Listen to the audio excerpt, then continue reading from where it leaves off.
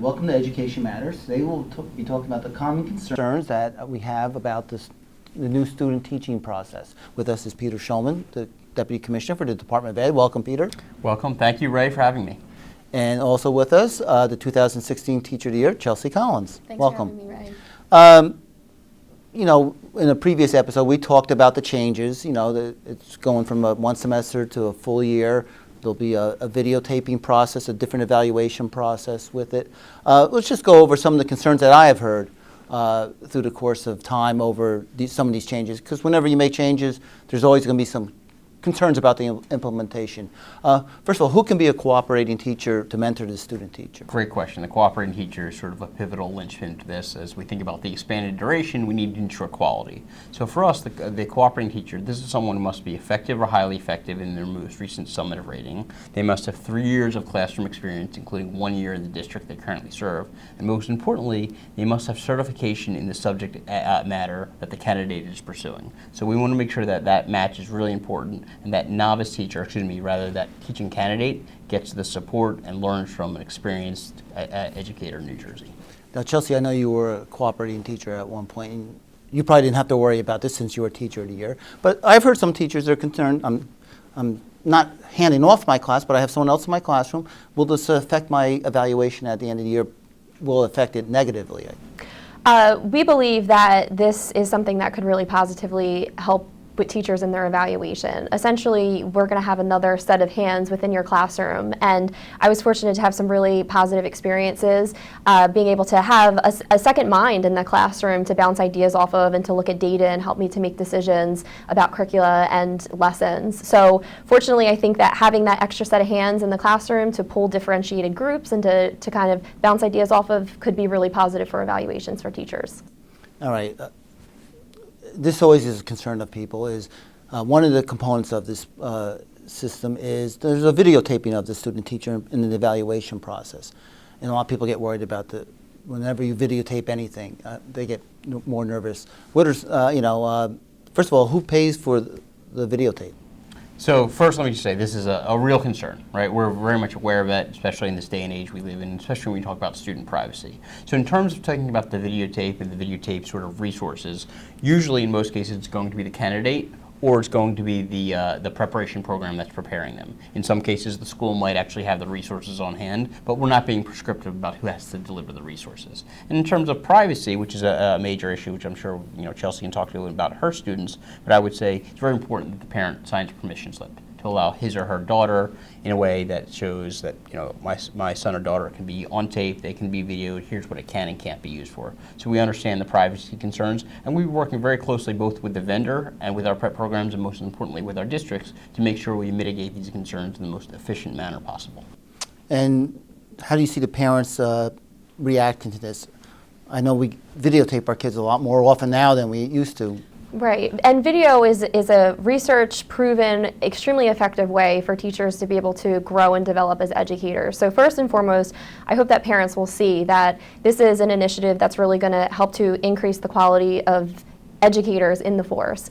For those parents who maybe still are uncomfortable about those videos, although they will be held completely confidential, if they still are uncomfortable with their child being on tape, there are ways that teachers can set the video camera up and arrange student seating so that students will never actually have to be on video camera. So they would just have to let the candidate know and they can arrange the seating appropriately. And I think I understood when I read it that the teachers kind of instructed not to mention students by name. Right. At that point. Okay. Who evaluates who looks at these videos?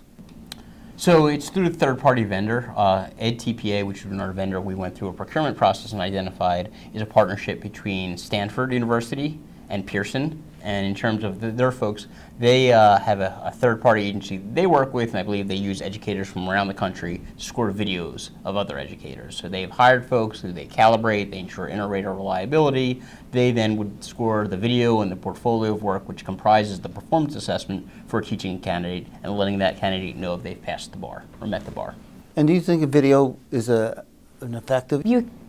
Deliver instruction the way you think is effective and appropriate, but sometimes it takes actually seeing yourself on video to recognize things and help to reflect and grow on your instruction. And, with the School Board Association, people always worry about the bottom line, who's going to pay for what whenever you have a new change.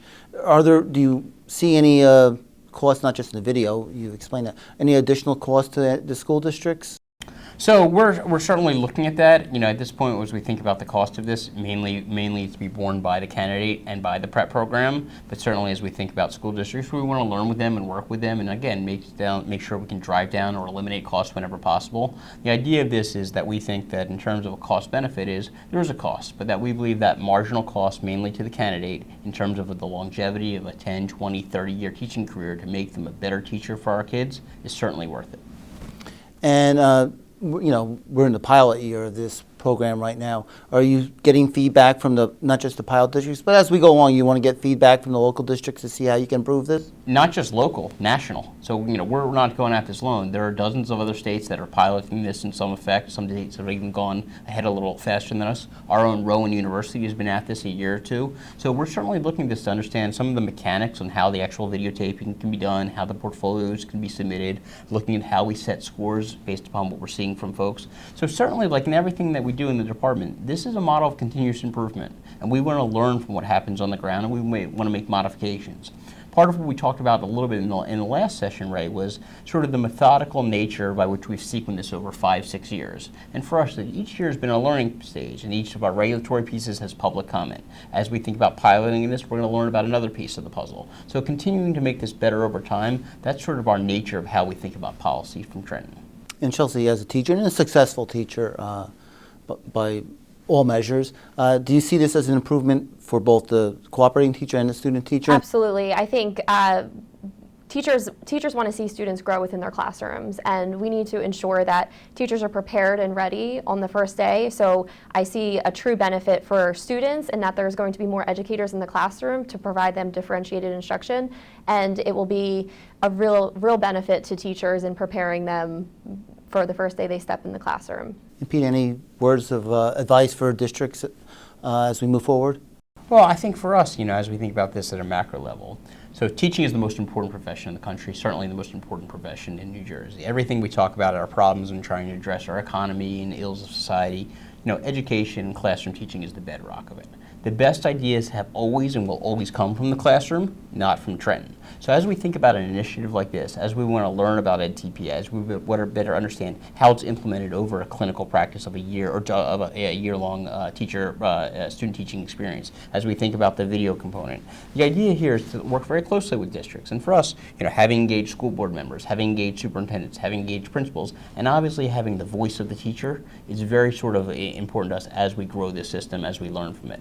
And certainly the national perspective is important, but we believe, and will always believe, New Jersey is a pace setter here. So we think some of the best work being done in our own backyard, that's going to inform our policy going forward. Okay. First, I'd like to thank you, Chelsea, for joining us, and you, Peter. Thank you, Ray, for having us. And that brings us to the end of this Education Matters. I hope you found it informative about the common concerns that we have as we change the student teaching process in New Jersey. Thank you.